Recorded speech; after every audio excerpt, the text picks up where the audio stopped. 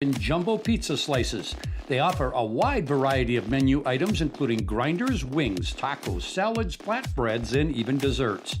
And remember, you can try any of your favorite toppings on a gluten-friendly 10-inch crust. Dine in or carry out. A new pizza creation added to the menu every month.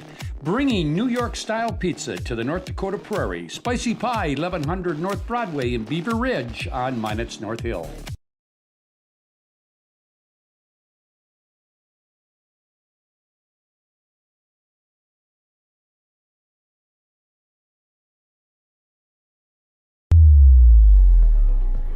Carson, timeout. Who calls a timeout in this game? Me, I'm icing the kicker. Really? It'll give us more time to talk about First Western Bank and Trust. Like our convenient online banking. Along with smart trust service options. We're all about hometown service with bankers that know you and the community. Okay, go ahead and kick. I don't believe this. First Western Bank and Trust. You can bank on us. What you're witnessing actually happens. This is a sad story about bad math. Bad math? Does your online company include mounting? You can't beat the online pricing. When you add the mounting, the shipping, and all the extras, it's just simple math. We guarantee the lowest prices. Our Plus plan is simply better, a less expensive way to buy tires. Thinking tires? Think Tires Plus.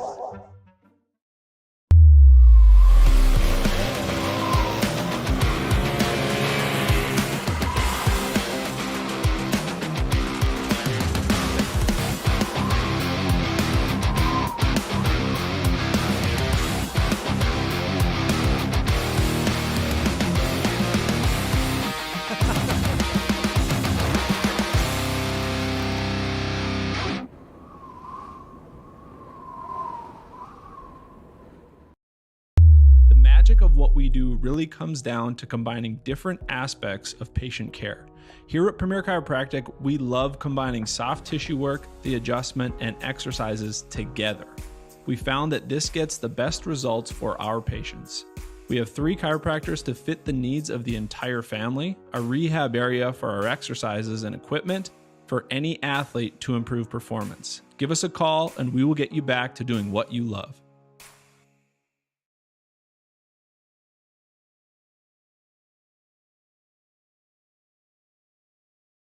Great smiles come from Vibetta Orthodontics. Vibetta Orthodontics is a certified Invisalign provider. Invisalign fits your budget and your lifestyle. Braces for children, teens, and adults with affordable monthly payments. Schedule your complimentary consultation and exam by logging on to VibettaOrthodontics.com or by calling 701-839-6010. Great smiles come from Vibetta Orthodontics. If it's fire damage, Agent Fred Iyer. From burnt to unburnt, he does that.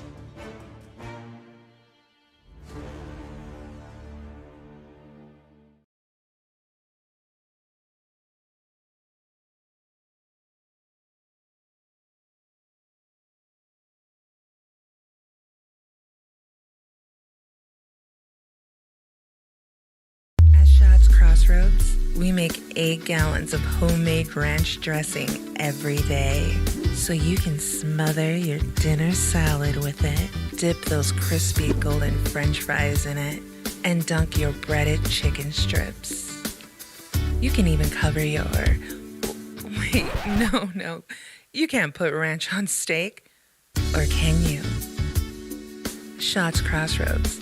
Don't forget the ranch.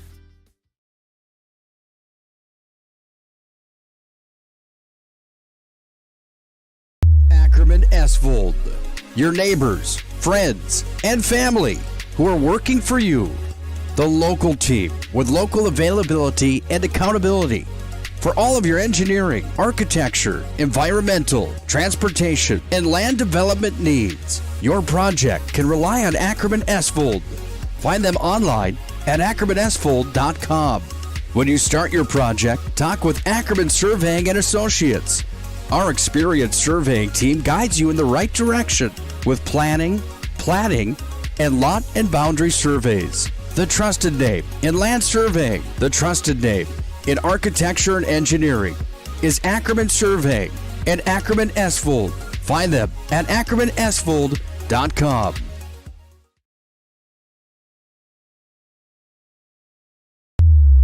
This has been a presentation of the PSP Network. Thank you for joining us for the Scotty K Show. Make sure to like and follow the PSP Network on all social media platforms. PSP Network, it's game day.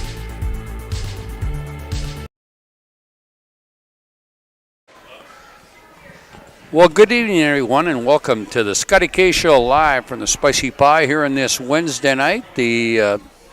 I guess it is the second Wednesday of November, and guess what? The weather has changed compared to what we had a week ago when I was looking outside, and I think we had 70-degree weather, and something was moving through. But I'll tell you what, kind of abbreviated show tonight because I had a lot of people that were going to be lined up to be here tonight, but because of the impending weather, and they wanted to get everybody to where they needed to be to participate in state championships this year. I had some people that had to bail, or not bail. I'm sorry to say that. They didn't bail out, but they had to change itineraries just because most of the teams that are going to the state swimming meet and to the Dakota Bowl in Fargo left today instead of leaving tomorrow to get them there and get them. Hopefully they can make it to where they have to go to play the games. Perry Olson's with me. Perry and I are going to talk about several things here tonight, and I appreciate him stopping by and taking it. Perry, I know you're not going to Fargo to do to referee a championship game, but it's been a whirlwind. Larry Sandy, Emily Jensen, all these coaches calling me and just say, hey, I'm sorry, we're leaving tomorrow. So the good news, Scott, is that a lot of local athletes are playing for or competing for state championships. You bet. Right? You bet. We got Velva down there once again, and you've got the swim team for Minot High. So good luck to Emily. I work with Emily's husband. And, excited for them as well. So yeah, we got the Dakota Bowl coming up at the Fargo Dome starting Friday morning, 4 games. Velva Garrison, Drake Anamoose. I did get a chance to talk to Larry Sandy. We'll hear from him a little bit later. Does he know what he's doing in state title games, by the way? Do you think? You know what, Perry? I got to ask you this question because you and I have been around the block. I worked with you and your dad back in the old KX days. I didn't realize this until, and we'll talk, and you'll hear that from Larry when he talks. I was doing some prep work yesterday, preparing for his interview. I did not know that they hadn't been in a state championship game in football since 2010. That's 12 years ago. It's been a while. They've been on the cusp. They've been close, but they haven't been there. And he goes, I said, God, it just seems like it's been a long time. He says, it has. I remember covering for KX a state championship game. It was the Sandy Bowl. Remember, it was Harvey playing Velva and Brad was playing Larry. Yeah, absolutely. And all the media wanted to make it about that, and you can imagine how they liked that part of it. Neither Brad or Larry liked that. No, not so much. Because I got to tell you, and to reminisce a little bit about this, Perry, and we'll get to what we're going to talk about. But I was doing that the other day, and 2 weeks ago, I had an interview with him, and I hadn't had a chance to congratulate him on having the field in Velva named after him. He says, "It's not about me. It's about the kids. It's about the program," and that's the way Larry has been since the day I met him. His brother was the same way when he was at Harvey. I haven't seen Brad for a while, but it wasn't about them. It was about the kids and having some fun. Yeah, and good luck to the Aggies. I'm sure there's a lot of folks, probably from Velva, that today about noon said, I think we should maybe hit the road, right? Not just the team, but some of the fans. Well, you know what? It's not just Velva, right? We got Velva, Garrison. It's the Drake Anamoose. Yeah. And I heard a story, just a rumor that's flying around. The Bengals are off this week. Ah, there you go. And Cordell Volson has 2, I don't know if they're younger brothers or relatives. Anyway, there's 2 Volsons that are on the Velvet team. They're not on the varsity team because they had to sit out a year because of the eligibility deal with the co-op and stuff. But apparently Cordell might make an appearance at the Fargo Dome. I think he knows his way around the Fargo Dome. That'd be a good spot for him. But no, it's exciting for him, and it's crazy that the football season's over here on Saturday. We got 4 games coming up at the Dakota Bowl, all here on the PSP network. We cannot do video of it. It will be all on digital radio. But Velva Garrison Drake Animus, undefeated, 12-0 on the year. They will take on Central Cass for the state Class 11B division title. That'll be at, I think kickoff is like at 9:10, and they'll just roll through there. The 9-man division, New Salem Almont, another undefeated team against an undefeated team in Cavalier. The 11A, later in the afternoon, we'll have Jamestown against Fargo North. Fargo North making their first appearance in a state championship football game since 2002. That takes me back a few years, Perry. And then the 11AA, what a story out of Bismarck. Century starts the year 0-5, and they're going to take on Fargo Shanley, who has won a lot of 11A's division state titles, but first time they've been in the AA. That's going to be a lot of fun. And I want to say congratulations to Ron Wingenbach from Bismarck Century. Nobody gave them an opportunity. If they would win that game, they'd finish the year 500. That's unbelievable. I remember I saw a stat earlier this year. It had been since like the 80s that BHS and CHS had each started 0-5 or something like that. And somehow they turned it around. You talk about guys that can coach. Coach Wingenbach, certainly another one with Coach Sandy. So, yeah. And I know we're going to be talking a little officiating. And I know congratulations to a Minot crew who's going to be working one of those games tomorrow. So exciting for them. Micah.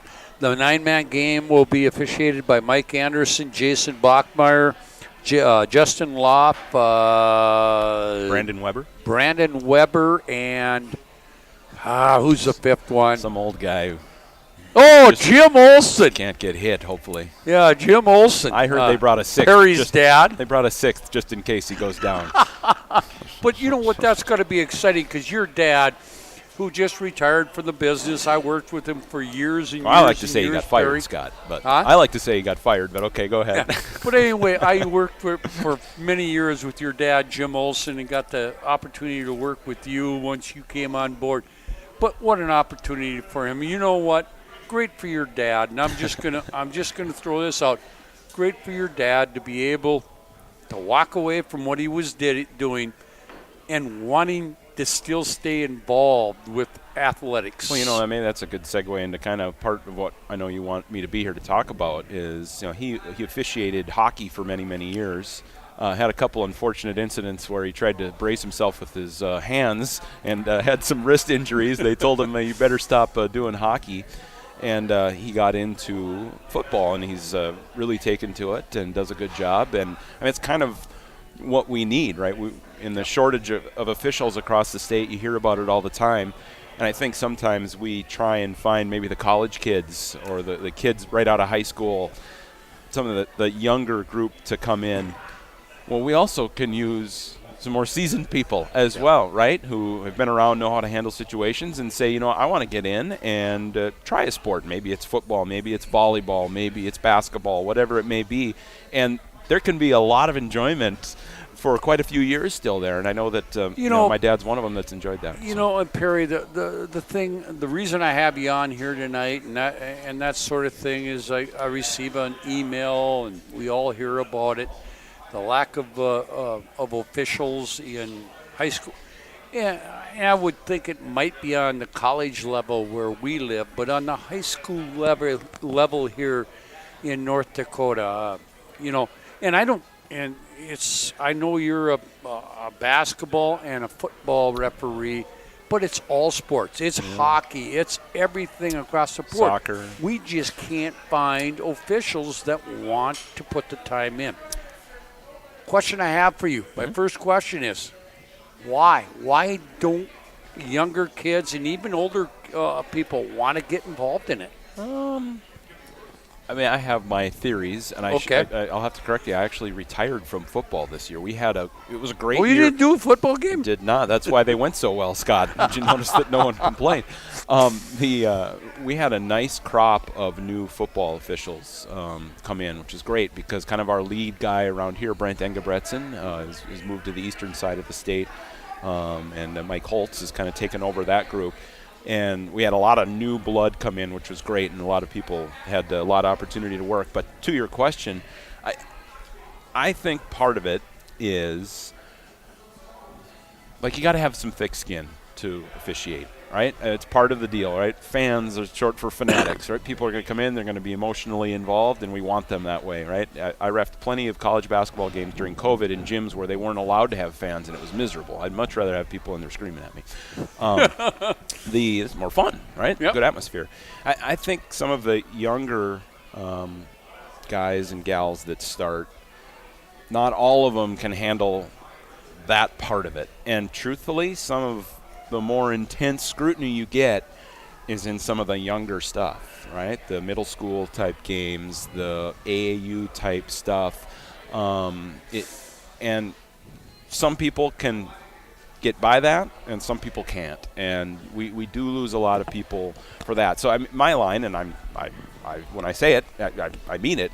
People can yell at me as much as they want. That's fine. But I do try and say, if we meet with parent groups at the beginning of years and things like that, for those C-level games, for those younger games, you got to really let people officiate, let them learn.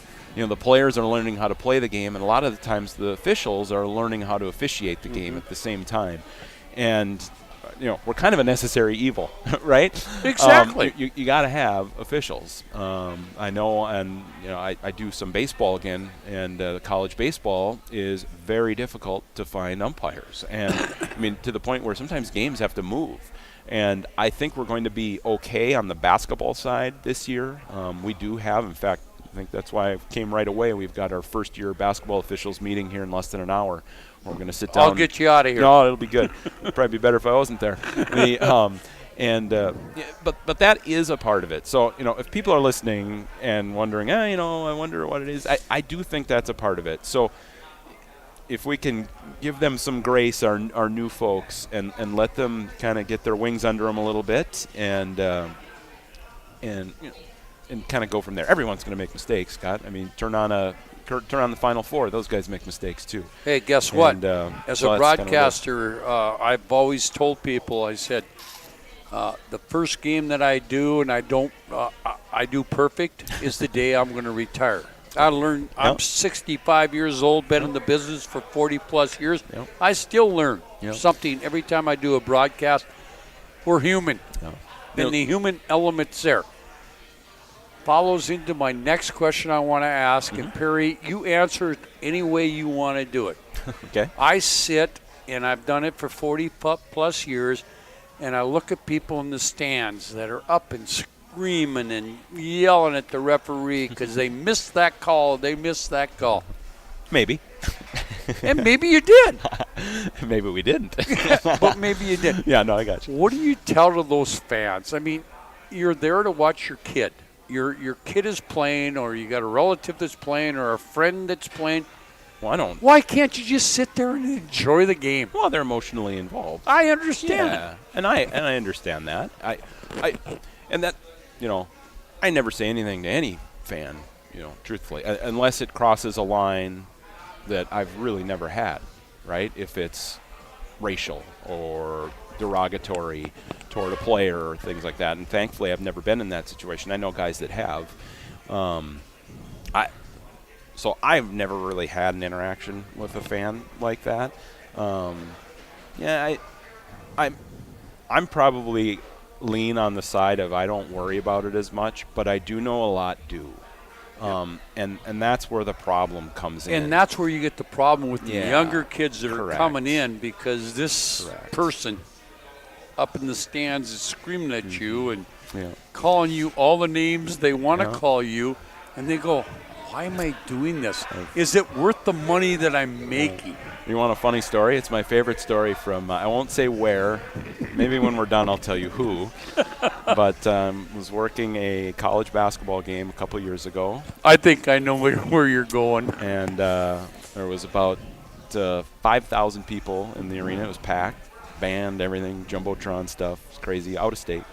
And I teed the player of the year in the conference, about 4 minutes to go, senior player of the year, on senior night, and the coach calls me over. I mean, the whole place is going berserk on me. And they're all over you. Absolutely. I had guys in the front row telling me to go back to North Dakota. I was like, I appreciate that they know where I'm from. This is great. And so the coach kind of comes up, and he starts putting on his show, and we're on the Jumbotron, and he's going wild, and I'm looking at the board, and it's just the two of us, and he's getting them going even more. And he says something to me that I know is not accurate, and I tell him, well, you know, Coach, that's not true, because I know that this happened a couple of weeks ago. And he looks right at me, and he smiles, and he taps me on the butt, and he says, have a safe trip home. Good seeing you. And so, I mean, I enjoy that part of the officiating. And truthfully, that's one of the joys of officiating for everyone, and those things happen in gyms all over, not just college gyms, but in West Hope and in Kenmare, and it's those interactions that you have with the coaches and the kids and the athletic directors, like Larry Sandy, one of the great athletic directors in our area. They make it such a joy, and it's a blast. You know, kind of my mentor was Jeff Risk, who I know a lot of people in sports know around here, and Jeff had a saying he would always tell me. He said, you know, I can name the number, or I can count the number of jerks that I've met in sports on one hand, right? And I've met tons of people in sports, and most people that you run into when the game is going are going to be intense, but as soon as it's done, it's, man, great seeing you, thanks for coming, thanks for working, and that's kind of where that enjoyment comes from. And I'm going to come with that question, but the next question I would do, you got young kids out there that might be listening here tonight or listen down the road on a podcast later. Mm-hmm. Young kids, you want them to be involved. If they want to take the opportunity, what do they do to reach out to veteran officials like you? I always say the easiest way is, you know, if you're young, just go to your school that you were a member of and talk to your AD and say, hey, I might be interested in this. All the ADs know where to go, right? And if it's calling me or, you know, a ref in their area, if you're in the Kenmare area, right, there are good officials up there, and, you know, you start talking to them. And there is Brian Offworth is obviously someone who many sports fans around here know, a longtime educator and great guy who I've ref many times with. When he started, he's not perfect either. No, he's not. It was a process coming up the ranks because there were a lot of officials. Now there are not a lot, right? So if you start and you show that you're interested and you want to learn, there are ample opportunities to get on the floor and work. And sometimes we have to guard against putting you in games that you're not ready for, because that can be a bad experience. Oh, I know. And the other part of it is, look, especially for, like, it pays pretty well, right? I mean, if you want to work, that's what I tell some of our younger people. I'm like, hey, if you want to work, you know, if you're going to college, you can walk across the street to Bishop Bryan and do a 7th and 8th grade game 2 days a week. And then you can go to our Redeemers, and then you can go to Jim Hill, and you can go to Ramstead, and you can go to Glenburn. I mean, there are so many opportunities. Our Redeemers, I mean, there's so many so close. And that's the thing but Perry, that's the thing that people don't understand. I mean, it's a varsity game. Our Redeemers against Ryan or Minot High playing Bismarck. Most everybody that's in it now started at that level. Mm-hmm. You had to do junior high games. Absolutely. Well, you want to. That's where you learn. That's where you learn. Yeah. And sometimes it is, I got to go do a junior high. But you understand as a young kid that you're going to start there. But if people see you progress the way that you progress, you're going to get better and better games every year. And truthfully, the progression is just showing the initiative and the want to, right? If you have if you're paying attention, you want to learn. It's no different than anything else, right? If you're an employer, I work at First International Community Bank, right? And if we hire someone who is disinterested, okay. But if you hire someone who wants to learn and is paying attention and is trying to get better, well, that person is going to have those opportunities, right? And that's the same in officiating. So. And you got that opportunity. You didn't start out right at the top. I mean, you had to work your way up. And everybody that comes into, I'm not there yet either. Yeah, I don't know if you are or not. But the point is that first of all, you have to have a love for the game, whichever game you're doing, baseball, hockey, or what. I got a son-in-law that does a lot of hockey now, and he's had some opportunity to do some state tournaments and some regional tournaments, and he's backing off a little bit now because he's married, he's got kids, and they're following the kids and whatever. But for young kids that are looking for an opportunity to stay connected to athletics and to make some pretty good money. Absolutely. It's the best place to be. And that, truthfully, a good time to start is when you're done, because if you wrestled in high school, you're going to be a pretty good wrestling official real fast because you know the game, right? If you were a volleyball player, maybe there's 2 teams playing for the Region 6 title tomorrow, right? One of those teams is going to have some seniors who never play again. Yeah. Well, they could move right in to that volleyball officiating, and I know the leadership of the volleyball officials in our area would jump all over it. It would be, here's the gear you need. You're going to come with us to these games. We're going to come and work with you at Jim Hill to kind of show you the ropes, right? And the High School Activities Association does a pretty good job of putting out education. There's workshop that you have to attend. There's a clinic you have to watch. There's a test that you take. For all sports, I guess not a workshop for all sports, but there's 2 or 3 requirements. You get rule books sent to you. So there is a lot of education that is available for you. I mean, truthfully, now education is as quick as grab your phone, right? And start finding that there. But there's not a shortage of mentors and officials in officiating, which is good. You you people talk who about want to help. No, you talk about people like Jeff Risk, a good friend of mine, Todd Hoffman, who left refereeing, not because he didn't enjoy it, but because he wanted to follow his kid. Yep. And he always told me when he left it originally, he says, I'll never go back. But the minute his kid graduated and his basketball career was over, Todd says, I got to get back into it. Yeah. This is too much fun. And you know what? Todd may tell you, and a big part of the joy of officiating is some of the off-the-floor stuff, right? Oh. It's the, you enjoy those drives the camaraderie that you guys enjoy. After the game, you sit in the locker room saying, I blew that call. Pick on each other a little bit, right? I blew that call. Yeah, and then you get in the car. What the heck did I do? And then head home, and that's.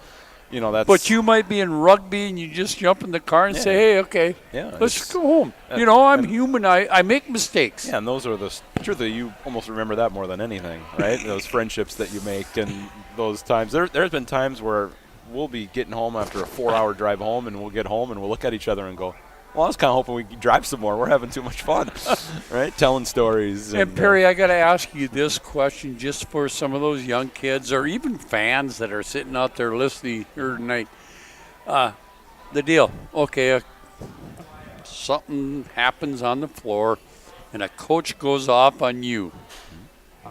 You don't hold that personal, do you? Oh, gosh, no. No, not at all. No. Because if you did, you wouldn't be doing it anymore. No.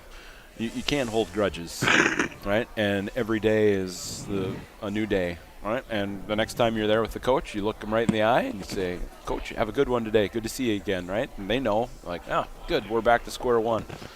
And that's in everything, though. It's not just officiating, too. You want to start from that. And I always say that officiating is kind of just like life in general.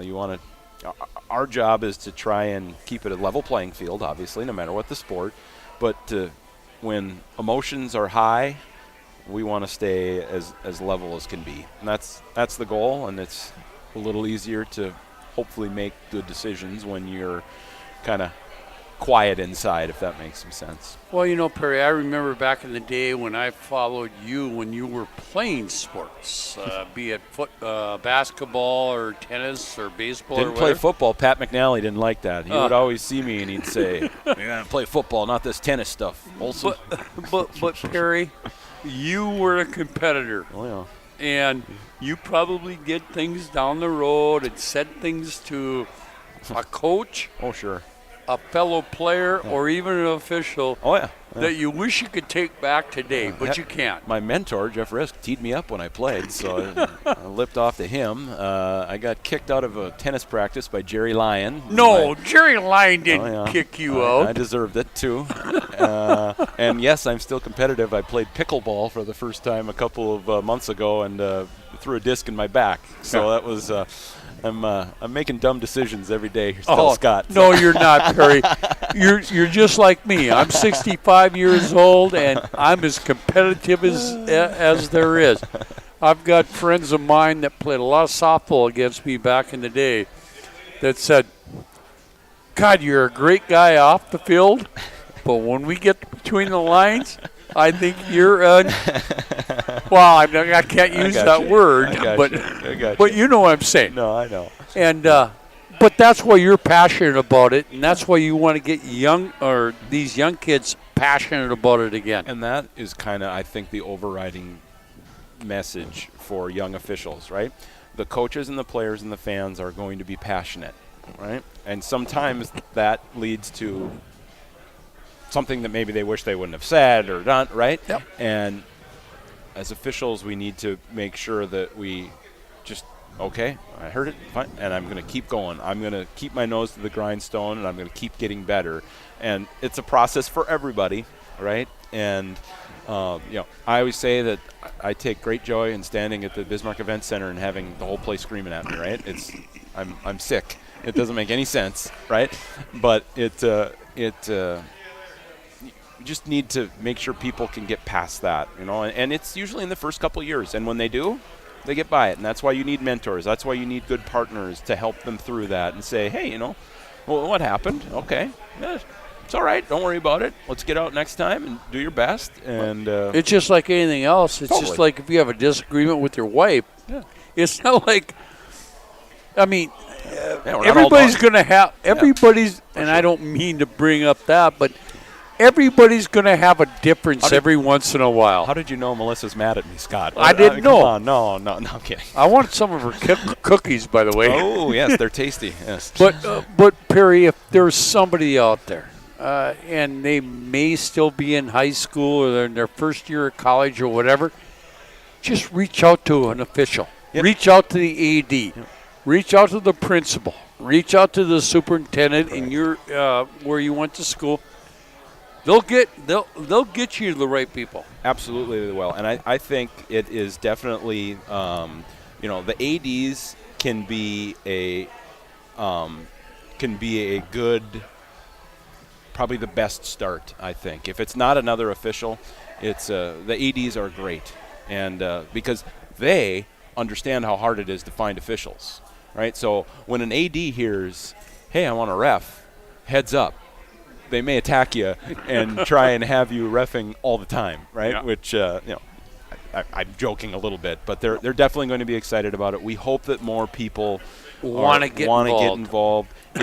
There's for a horror story that you could possibly hear, there are so many great stories that supersede it, and great friendships, and that the people I'm closest to in my life outside of my family are officials. And, at times in my life when I've needed someone to be there, the officiating community has been there. Sometimes you haven't the sports of the community. Sometimes you haven't liked the broadcaster, but that's beside the point. But well, Nick Holberg, no one can stand that guy, right? Is that what you're talking? No, wait. No. Perry, thank you very much. If somebody's out there and wants to get involved, call Perry, call Brian Alforth, Todd Hoffman, Paul Mellum. Scott Cattell. Scott can get you hooked up I to the right can get you people. hooked Absolutely. up to the right people. Yep. Hey, I can't let you go until we talk a little, because you're also a member of the Minot Park board. And I'll tell you what, Perry, what you guys have done over the last several years with the Park District here in Minot.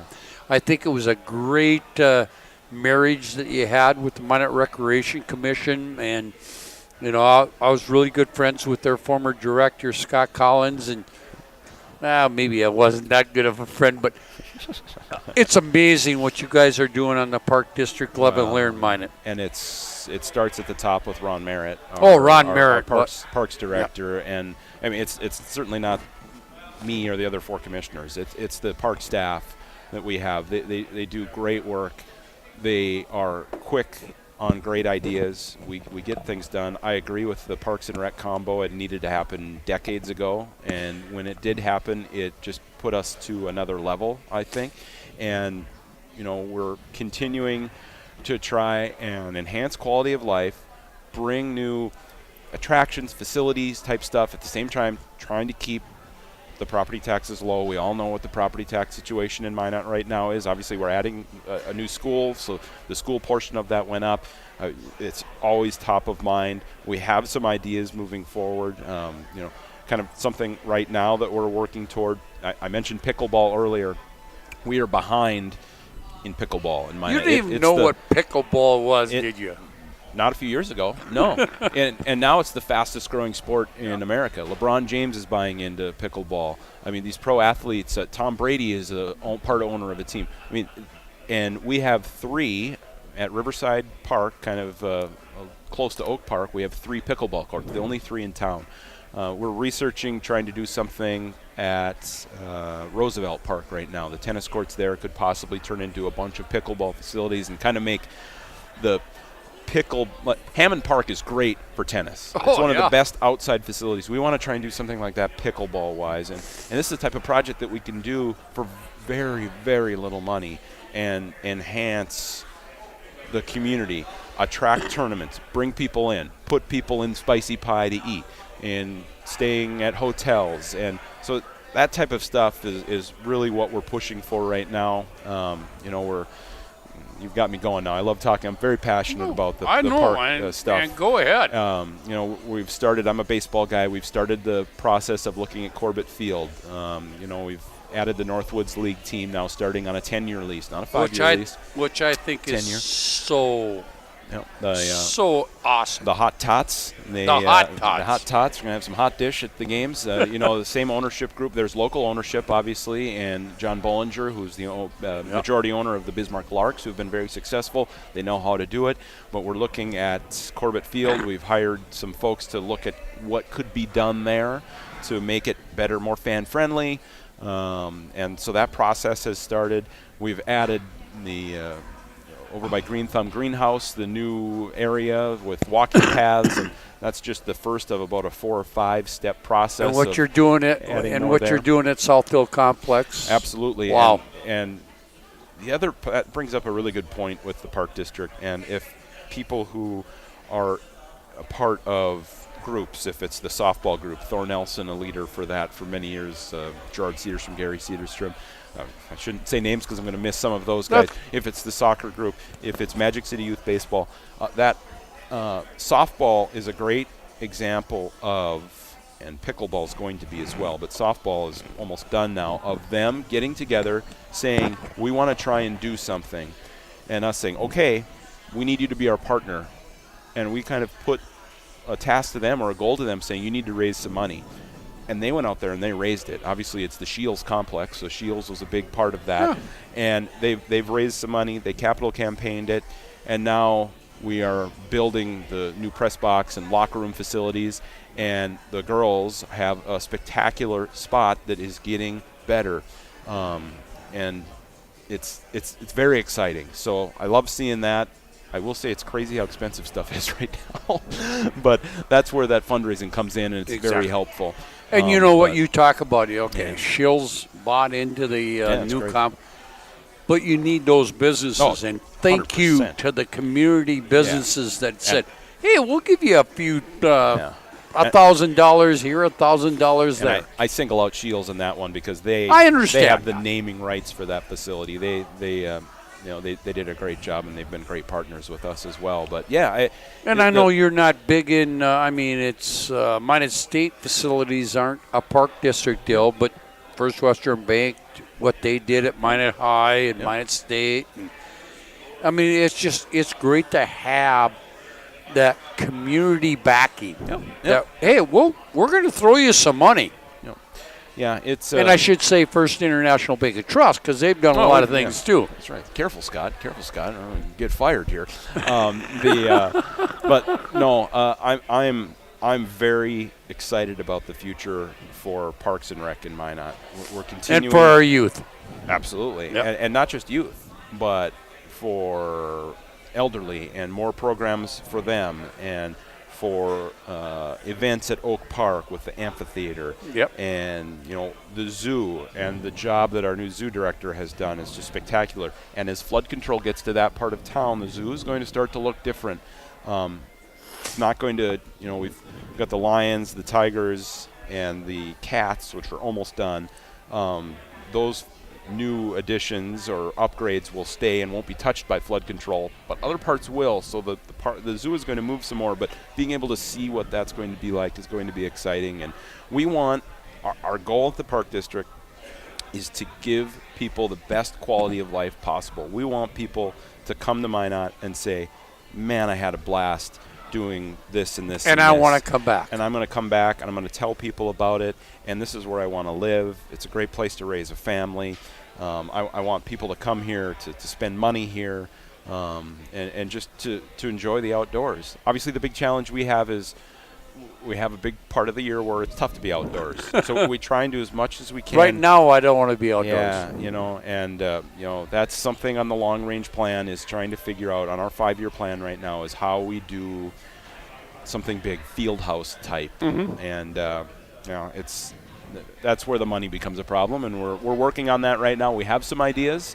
It's going to take some collaboration with the city and the parks together, I think, but you have a great relationship. Absolutely, I'm getting ready. Looking forward to some of those discussions here in the coming months. Hey, Perry, I know you got a meeting to get to with first-year officials, but here's my deal. We just spent about 40 minutes together on the air, and I'm going, God, I don't know how I'm going to fill this. Nick Hallberg is waiting for a phone call because I said, 6:20, we'll get you on. Well, and I don't know if he's listening, but he probably is. Well, Nick, if you're listening, it's no problem being number 2. Don't worry. So, no, and I will also say this too, and to Nick, if you are listening, and to Scott, and to everyone with PSP, what you guys have done over these last couple of years is spectacular, and taking that local sports coverage to that next level. It's amazing. It's interesting how media has changed in the last few years, and I had to live that. You did, absolutely.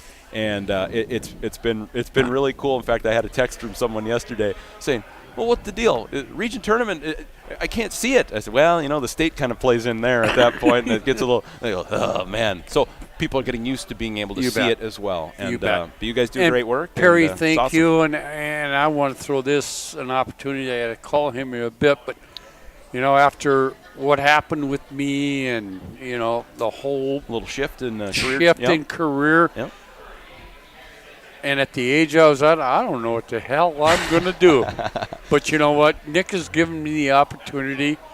I didn't do a lot of football this year, but I'm going to be doing a lot of basketball. Well, he gave you the opportunity to kiss up to a ref for 38 minutes, Scott. So now you've got some freedom to go after us a little on the court.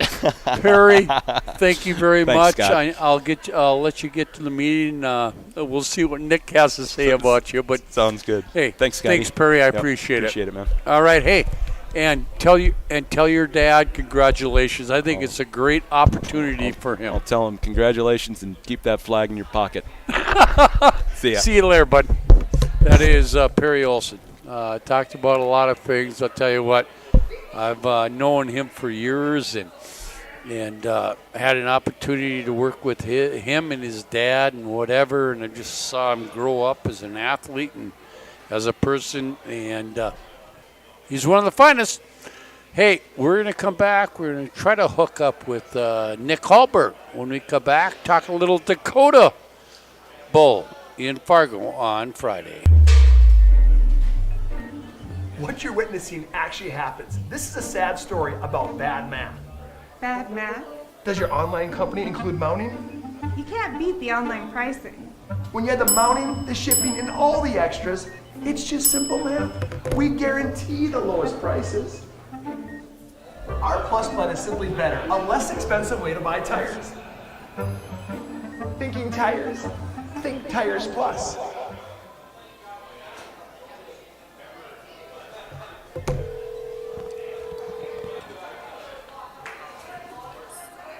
Hey, Scotty. Yeah, you ready to go? I'm here, yep. Okay, give me 30 seconds. Okay. Great smiles come from Vibetta Orthodontics. Vibetta Orthodontics is a certified Invisalign provider. Invisalign fits your budget and your lifestyle. Braces for children, teens, and adults with affordable monthly payments. Schedule your complimentary consultation and exam by logging on to VibettaOrthodontics.com or by calling 701-839-6010. Great smiles come from Vibetta Orthodontics.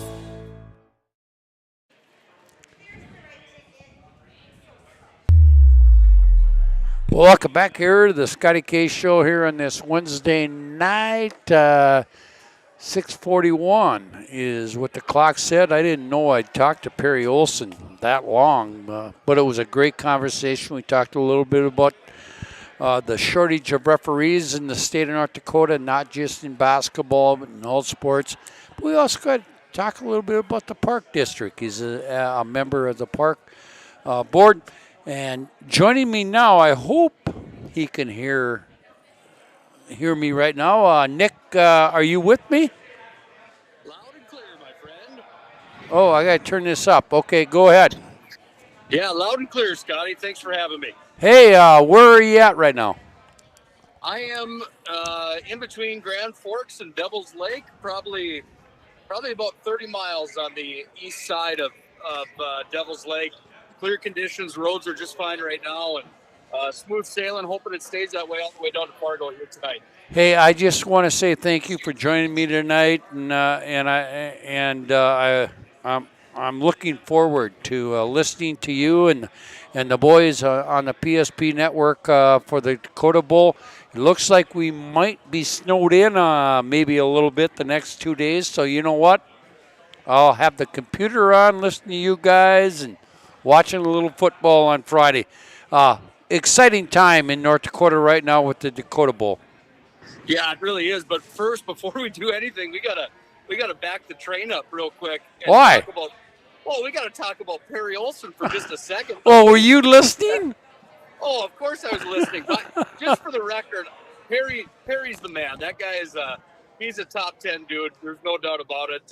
Just a great guy. But I do have to say that the only place that I wouldn't be second to Perry would be on the pickleball court, because I would absolutely rock his world in a game of pickleball. So you let him know that the challenge is officially on the table, man, because I would take him down without a doubt.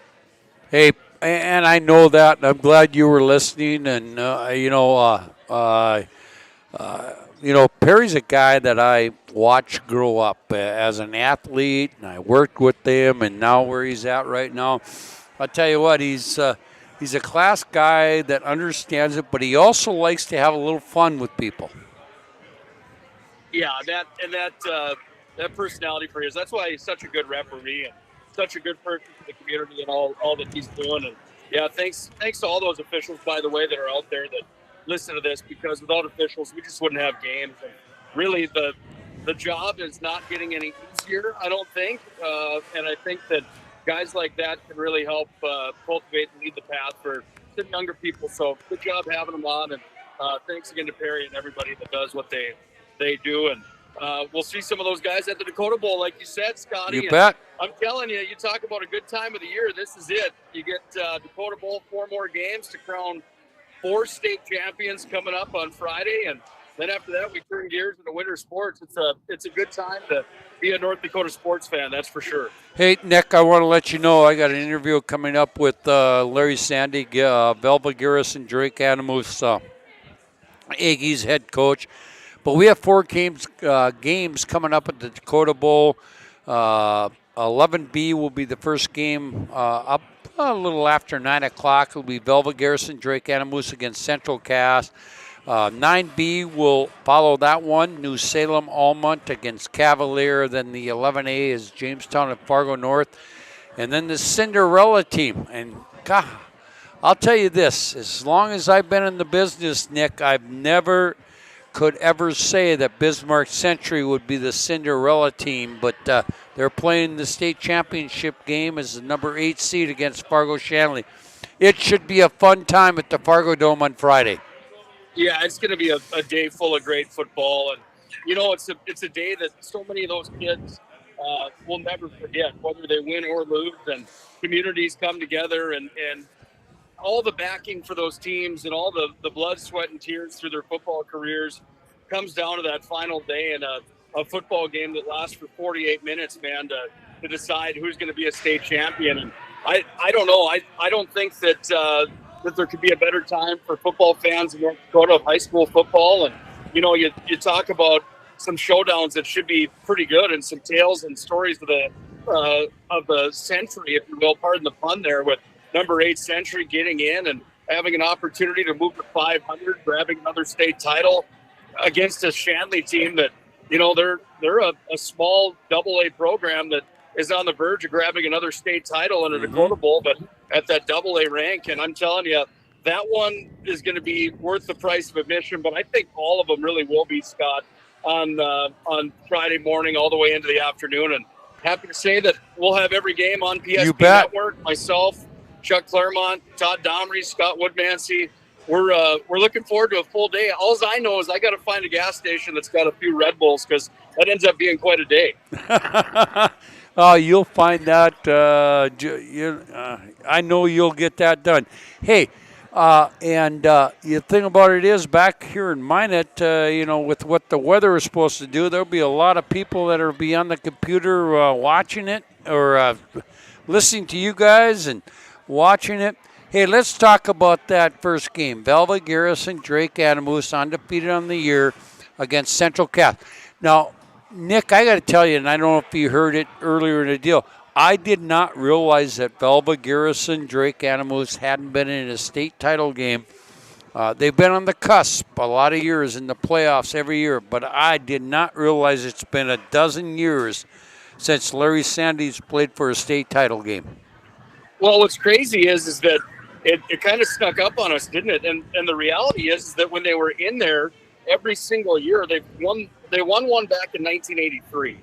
And then they took a little break until the Dakota Bowl was formed in 97. They won that one. And then the 2000s was just Velva. 9 times Velva ended up with a state title from 97 until was Velva and Stanley. And exactly right. And those Aggies and that tradition that they have, and having a guy like Larry Sandy in his 33rd year with a 790 winning percentage or something crazy like that, and the field's named after him, and he's a guy that he's got an unblemished record in state championship games. That's something that you can't make that up. And when that guy's legacy is written on paper one day, I think that's the headline. And tomorrow we'll just add to that. I mean, he's just a guy that, in my opinion, is top notch. One of the greats as far as athletic directors and coaches are concerned, working with the media, working with the community and the kids and the school. And he really is deserving of a lot of credit. And he's a guy that, whether they win or lose on Friday, his legacy doesn't change. But exactly, for the fact that he's going for another Dakota Bowl championship on Friday. And frankly, Scotty, Velva, Drake, Anamoose, Garrison has the team to do it. They've got so many kids that are so athletic, and they're so in tune with what they're trying to accomplish as a unit, and they're going to be tough to beat. Led by their sophomore quarterback and Ben Shep, who's got a 98% passer rating and more touchdowns on the ground, and they've got Eigelhart and they've got the Bodines, and there's option after option for those guys to either spread the field out with pass plays or to keep that football on the ground. And they're a double-headed monster on offense, and they become a triple-headed monster because defensively they just don't give anything up. And they not only do they shut you down, but they bury you when they do it. Yeah, and they got a kid by the name of Sandy and Selzler that are Velva names. on the defensive line part that are just, I mean, they're guys I don't want to go up against. There's no question about it. They're next level players, and the other thing about for a while, and you look at the size and the put it this way, there isn't many times where you get player of the game nominations on the offensive or defensive line, but the way Kyle Sandy plays, man, he's an absolute animal and a guy that leads the team in tackles from that line position, and a guy that is going to continue to dominate that way. And I expect those guys to have a tough challenge at hand with Central Cass, obviously. But if I'm a betting man, I've got the chips on the table underneath the blue and yellow for Velva coming up. I'll actually have the call of that one with Chuck Claremont on Friday morning, and I couldn't be more excited for that community. You know, the region that they play in and the surrounding area, because Velva's got a lot to prove on Friday, getting back to the Dakota Bowl, and they're going to be playing hard to try to win it. Hey, have fun with Chuck and say hi to the boys. But let's move to the 9B division, which will be the second game. New Salem Almont against Cavalier. Both teams are 11-0. Cavaliers had a great tradition over the years. So has New Salem Almont. That could be fun. And it's 9B, where it's a bigger field. You don't know what's going to happen here. Well, last year when they played, we actually had their playoff matchup on the PSP network. And it was a game in the semifinals to go to the Dakota Bowl. New Salem hosted the game. It went to overtime, and Cavalier ended up winning on a 2-point conversion in overtime. And talk about just a gunslinger of a fight that day down in New Salem on a cold November day. And they get the rematch that they've been looking forward to. And New Salem's got a bunch of brute kids and a bunch of big boys. Those farm boys are not afraid to push you around a little bit, but they also have skill and speed. But Cavaliers the same way. Cavaliers got bigs as well, and they're a program that played last year for Dakota Bowl. And you know, at the end of the day, that one is going to be very entertaining, and I think you could probably flip a coin on that. The big question though is will New Salem Almont get to show up in their cattle trailer like they do for all their home games, man? That's amazing. If you've never seen that, that'll blow your... They literally have a cattle trailer that they drive out to the field, and that's where the team gets out. Wow. It's awesome. Wow, are you still there, Nick? I sure am, yes. Okay. Hey, let's go to division number 3. I don't know if we all know anything about these two teams, but, you know, they play in basketball, they play in the upper division, but Jamestown trying to defend a state title against a team that hasn't been in a state football title game since 2002, Fargo North. That could be an entertaining game as well. Yeah, good for them. You know, Jamestown trying to go back-to-back their first state championship since I was just a little kid last year, you know, and the sheer joy that they had last year celebrating that title on the floor of the Fargo Dome was pretty awesome. And they're a team that's going to be tough to contend with again, but Fargo North has some players, man. They've got Peter Hago, who's got 145 attempts for 1,000 yards plus and 18 touchdowns on the year. They also have a kid that can pass the football, and Ethan Walsh, who's gone 75 for 154 for 14 more touchdowns. Fargo North on their quote-unquote home field, if you will, is going to be tough to contend with. But you know the Blue Jays, they're well coached, and they're going to be there ready to put up a fight, and that one's going to be a lot of fun as well, Scotty. All right, your final game at 6:40 is what it's planned for on Friday night. A team that people didn't think. They've got a great tradition. Century's won a lot of state titles, that sort of thing, but got off to an 0-5 start. But guess what? They're taking on the Deacons of Fargo Shanley, a team that handled Minot High pretty well in their quarterfinal game. You know what? Maybe Shanley has reached that level. I don't even think that's a question of maybe. They are there, and they're there with a loud firework show right behind them. They've got a Division I quarterback that's going to St. Thomas, and this kid's he's a freak, man. I mean, Michael Rosberg's his name. Yep. Rosberg airs the football out like you wouldn't believe. The numbers on this kid are fascinating. But more fascinating is just the way that he plays, the game. They spread the field out big time. They're not going to run the football a whole bunch because of Michael Rosberg and what he's been able to do. He's got 167 for 282, Scott. He's thrown for 2,021 yards. He's got 24 touchdowns through the air, and he's got targets that are huge players, man. They've got Sam Ochock, who's a big time player for him.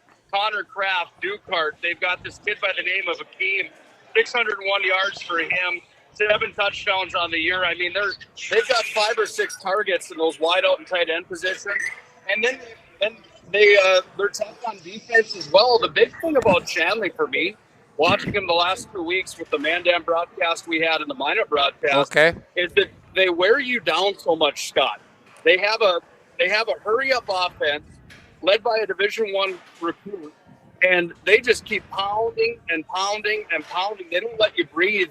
And for Century, if there's any two-way players that are going to be looking for a workout that day, we'll certainly get it. But the Patriots have Barth and Arndt and some players there that can get the job done as well.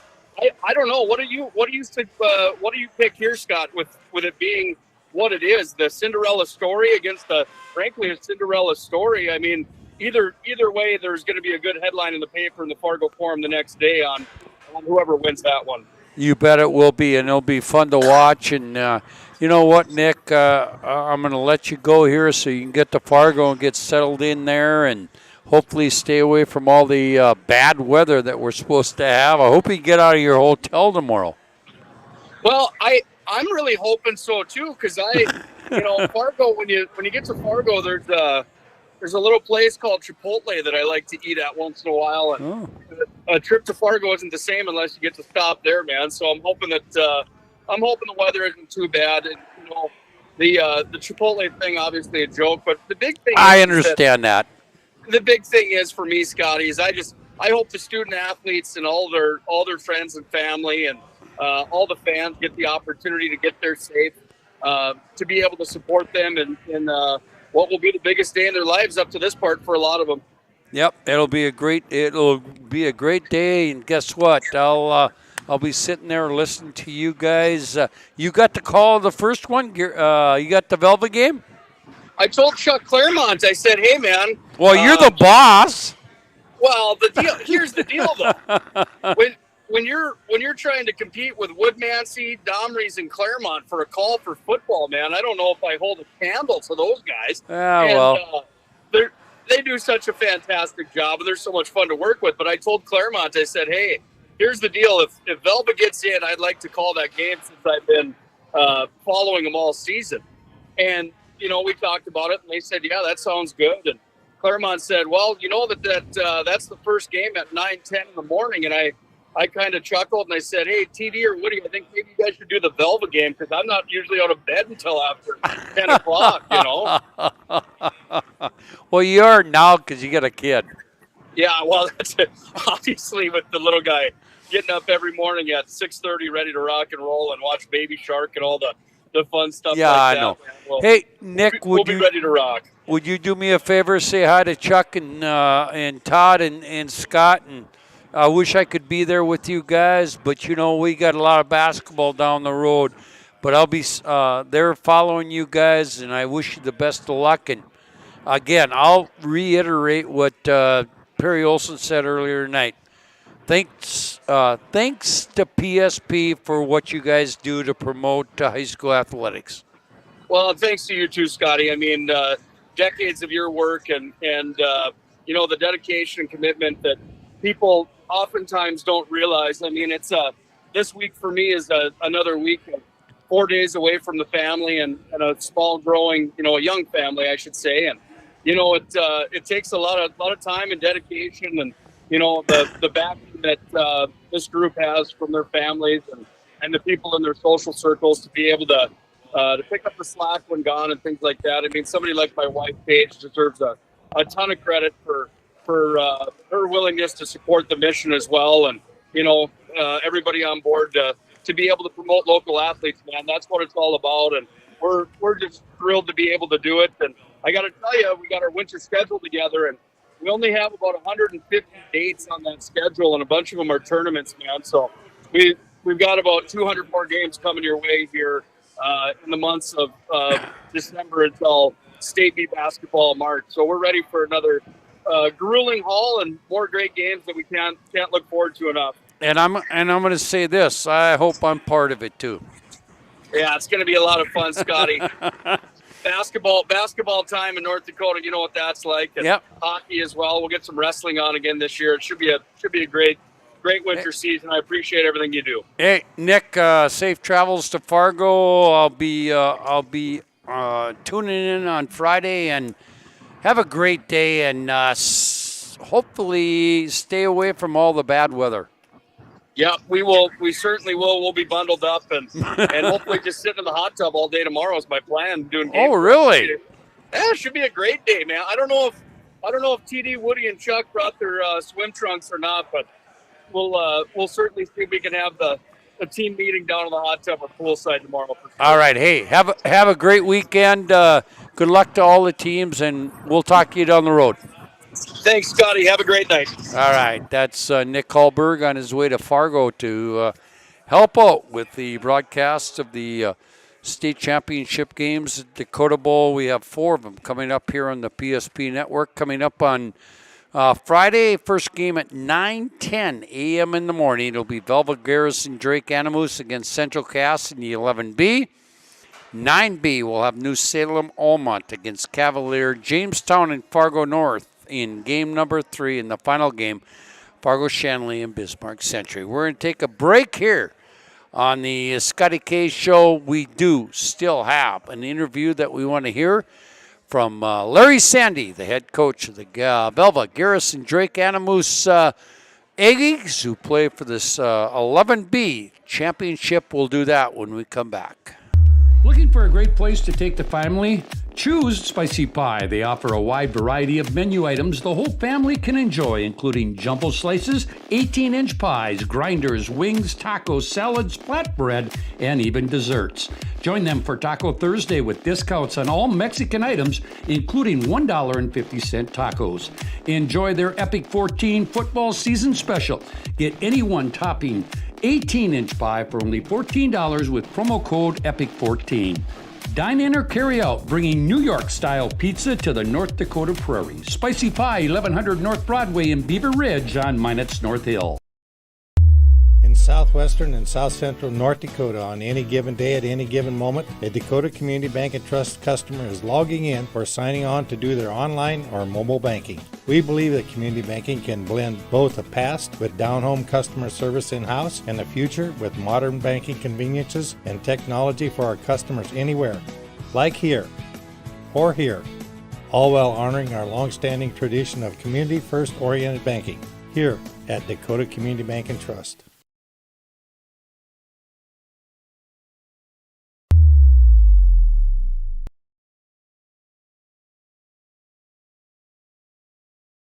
Animus Aggies playing in a state championship game. You know, and before we talk about some other things going on and get some insight from Central Cass, Larry, I did not realize it until I started doing some prep work. You haven't been in a state title game since 2010. That's 12 years ago. It doesn't seem that long ago, does it? Well, yeah, it does. It's been a dozen years, you know, and we've been on the cusp of it a few times, and just we're never able to get over that hump again. So it was nice this year for these guys to break through and get us back to the dome. And now we understand we got to go finish this thing. Hey, let's talk. We're going to talk about Central Cass and some football things, but, you know, with the impending weather that's coming up, I know that everything is being kind of changed around. Understand you guys are going to be leaving tomorrow for Fargo instead of Thursday. Does that really upset any itinerary things? Well, not really. I think it's, you know, maybe it allows us to be even a little bit more focused earlier for the game. I mean, it's a weird week for us anyway. You got a early morning ball game, you know, so you got less prep days. But at this point in the season, honestly, it's for the kids.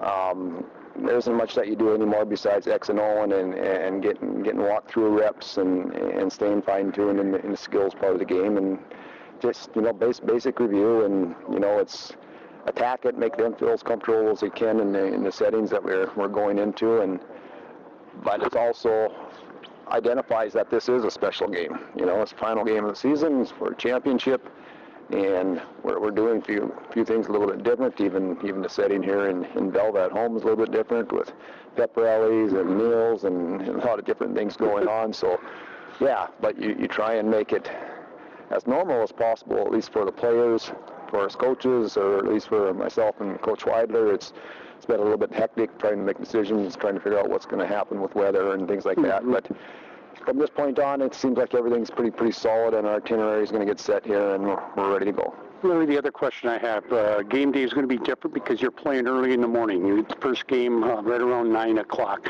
Does that change your routine with how do you get you prep your kids for the game?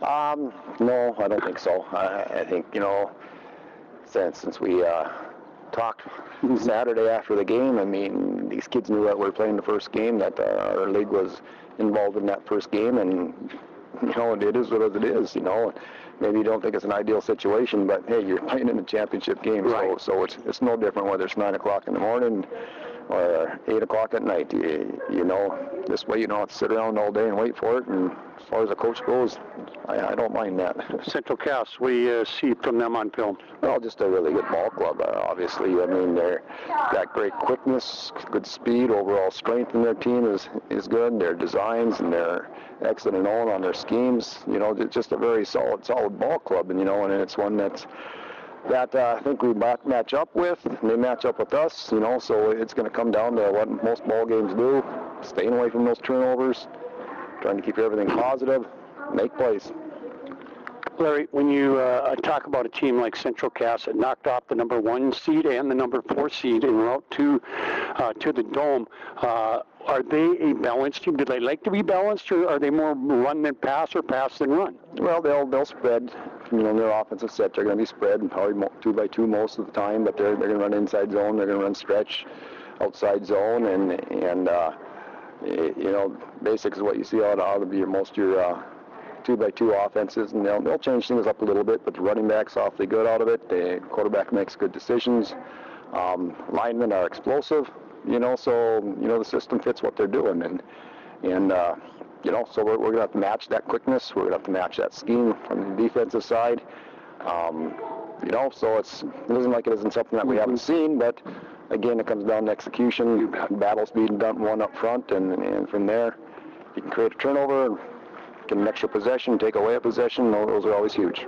And really, in a game like this late in the season for the state title, it's not really so much about them. It's about you guys going out and doing what you want to do. Exactly. Offensively, we know we got to put some points on the board. We felt last weekend in the semifinal game that offensively we left some out there. We had some opportunities, and obviously we're very happy with our start. Got a good shot early and run by Grayson Eigelhart, and something that we were kind of looking for, and it came to fruition. And then we had some other things come up, and then just kind of missed some throws, and he's one that doesn't take those kind of things lightly, but we had those opportunities, and then even at the end defensively, we had some opportunities. Coach had kids in the right positions, and again, we don't make plays, or you can say they're giving their kids credit for making plays, I guess. So, but overall, this time of year, it doesn't much matter. You're just looking for a victory. One last question. You're playing inside. Weather might play a little havoc getting you there, but once you get there, you're playing inside, and the elements, the outside elements will not be part of the game. Right. That's always something this time of year. You're always looking at the upcoming forecast for the next Saturday. You're looking at that a week in advance, and after you're advancing, you're looking at what's the weather going to be this week? What kind of practices are we going to be able to have, and what's that weather going to be like? Where's the wind coming from? And in this case, there's no worries about that. Exactly. You just got to get there first. That's right. Hey, Larry, enjoy this one. I know you've been in a lot of other ones. You've won some state titles, but each and every one of them is pretty special. Boy, I wish you the best of luck this weekend. I appreciate that, Scott. Thanks a lot. All right, that's Larry Sandy, the head coach of the Velva Garrison Drake Animus Aggies, playing for the state title, coming up here on the PSP Network. The first game of the day coming up on Friday. They will take on Central Cass. 9B Division Championship will be New Salem Almont against Cavalier.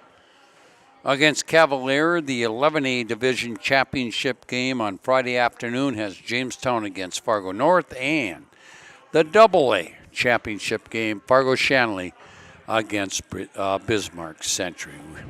We wish the best to the Velvet Garrison Drake Animus Aggies in that championship game. By the way, some region titles were determined in Class B volleyball. Because of the impending weather, some of the regions moved their championship games to today. We can tell you that Northern Cass, the number 2 ranked team in the state, won their Region 1 title. Number 4, Thompson, knocked off Mayville Portland in the Region 2 final. Region 5 at New Salem Almont. Number 7, Garrison, goes to the state tournament as they knocked off Shiloh Christian. And in Region 7, Dickinson Trinity will go to the state tournament as they knocked off Glen Ullin Hebron. One other region title that we did not receive any reports from was number 6 Langdon Edmore Munich against New Rockford Cheyenne in Region 4. We have not heard who won that one. We do have 3 that are supposed to be played tomorrow. I'm thinking the weather will play some havoc with this. Probably be moved to Friday, maybe even Saturday.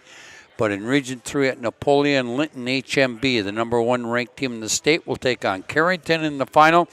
Region 8 at Tioga, Kenmare Bowbells will, number 3 in the state, will take on Powers Lake Burke Central.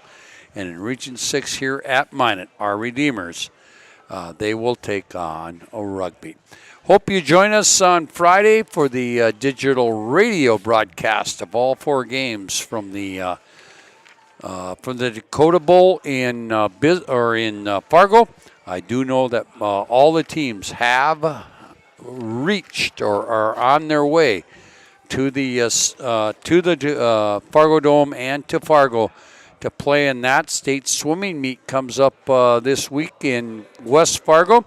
I was scheduled to have Emily Jensen, the head coach of the Minot High WDA champion Magicians or Majettes, here tonight, but because of travel arrangements and things being,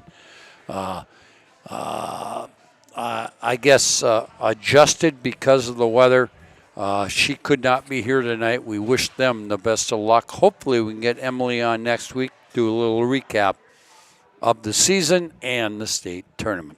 Again, Mac is back here at the Spicy Pie, the November pizza of the month. The bacon and mac cheese, plus sides of mac and cheese, are also back on the menu. Thank you for joining us. We'll be here again next week. It's the Scotty K Show, live from the Spicy Pie. Thank you for joining us, and have a great night.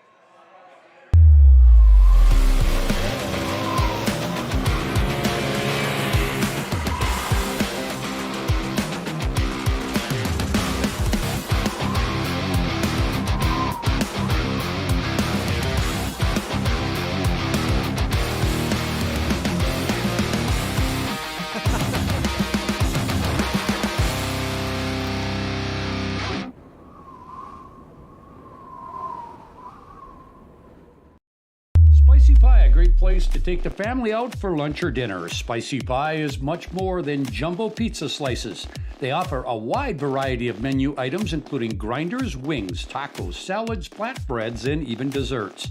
And remember, you can try any of your favorite toppings on a gluten-friendly 10-inch crust. Dine in or carry out.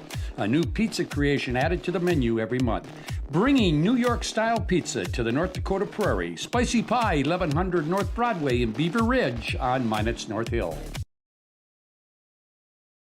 Ackerman Esvold, your neighbors, friends, and family who are working for you. The local team with local availability and accountability. For all of your engineering, architecture, environmental, transportation, and land development needs, your project can rely on Ackerman Esvold. Find them online at ackermanesvold.com. When you start your project, talk with Ackerman Surveying and Associates. Our experienced surveying team guides you in the right direction with planning, platting, and lot and boundary surveys. The trusted name in land surveying, the trusted name in architecture and engineering is Ackerman Surveying and Ackerman Esvold. Find them at ackermanesvold.com.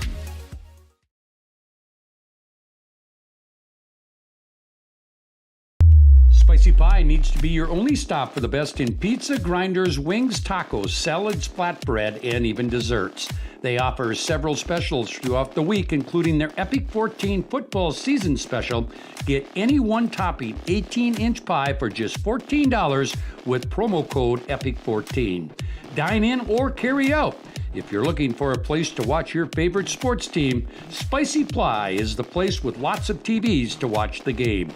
Dine in or carry out and kid-friendly, bringing New York-style pizza to the North Dakota Prairie. Spicy Pie, 1100 North Broadway in Beaver Ridge.